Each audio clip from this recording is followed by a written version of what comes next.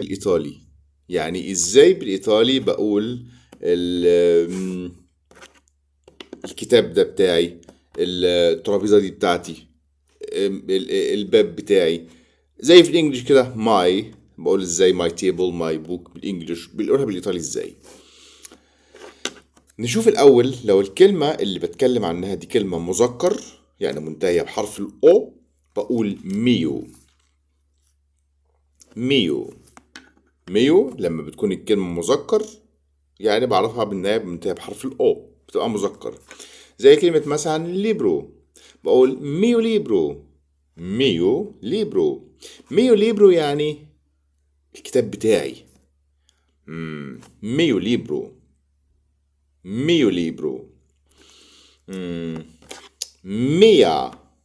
ميا بينا. ليه قلت هنا ميا؟ عشان البينا مؤنث. ناخد بالنا القلم في العربي مذكر لكن في الإيطالي مؤنث، مفيش علاقة، دي لغة ودي لغة. الكلمة بعرفها إذا كانت مذكر ولا مؤنث من الإيطالي منين؟ لو منتهية بحرف الأو بتبقى الكلمة دي مذكر، لو منتهية بحرف الأ بتبقى الكلمة دي مؤنث، مع استثناءات نادرة جدا طبعا. استثناءات نادرة جدا اللي بره القاعدة دي، لكن عموما لما الكلمة بتنتهي بحرف الأو في الإيطالي يبقى الكلمة دي مذكر، لو انتهت بحرف الأ تبقى الكلمة دي مؤنث. فلما أقول ليبرو، ليبرو يعني كتاب، يبقى واضح جدا إنها مذكر. ليه؟ عشان منتهية بحرف الأو. ليبرو. ليبرو مذكر، يبقى أقول ميو ليبرو. لكن مثلا باب، باب بالإيطالي يعني بورتا. بورتا. بورتا واضح جدا إنها منتهية بحرف الأ، بورتا، يبقى أكيد بورتا مؤنث، يبقى ميا بورتا.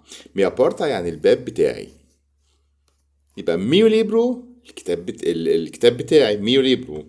ميا بورتا. ميا بورتا الباب بتاعي. ميا بينا. ميا بينا يعني القلم بتاعي. نحاول نقول كده ميو ميا عشان لا برونونشا، عشان النطق. جراتسيه.